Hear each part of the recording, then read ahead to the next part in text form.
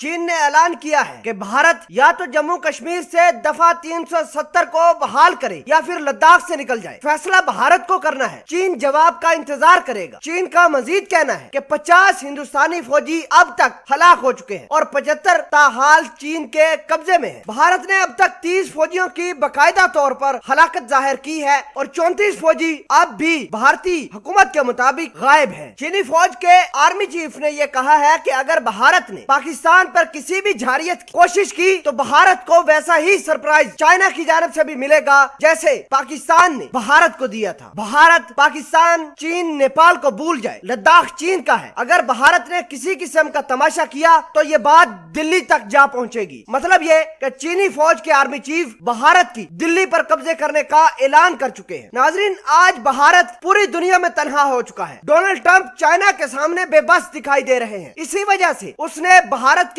کسی قسم کی کوئی مدد نہیں کی۔ دوسری جانب پوری دنیا پر پاکستان کو الگ تھلگ کرنے والا بھارت آج نہ صرف ایشیا میں بلکہ پوری دنیا میں اکیلا ہو چکا ہے۔ نیپال، چائنا، پاکستان نے بھارت کو سینڈوچ بنا دیا ہے، بھارت کو ٹریپ کر لیا ہے، اور دوسری جانب بنگلہ دیش کے اندر چائنا ایک بہت بڑا فضائی اڈا بنا رہا ہے۔ بھارت اس کی وجہ سے بھی بڑا پریشان ہے۔ ناظرین اکرامی، بھارت کی فوج نے اپنے وارشپ، آرمڈ گاڑیاں، ویپنز، ایئر کرافٹ اگلے مورچوں پر پہنچا دیے ہیں۔ لداخ میں گزشتہ شام بھارتی فوج اور پی ایل اے کے درمیان خون ریزی جھڑپ میں بھارتی فوج کے 16 بہار ریجمنٹ کے 35 جوان جاں بحق ہوئے تھے، جن میں 3 افیسر بھی شامل تھے، اور چینی فوج نے 2 درجن سے زائد بھارتی فوجیوں کو زخمی حالت میں گرفتار بھی کیا تھا۔ اس تمام تر جھڑپ میں چینی فوج کے 5 فوجی جاں بحق بھی ہوئے تھے۔ یہ خون ریزی جھڑپ اس وقت شروع ہوئی جب بھارتی فوج کانوائے لے کر دولت بیگ اولڈی روڈ پر گشت کرنا شروع کیا۔ چینی فوجیوں نے بھارت کو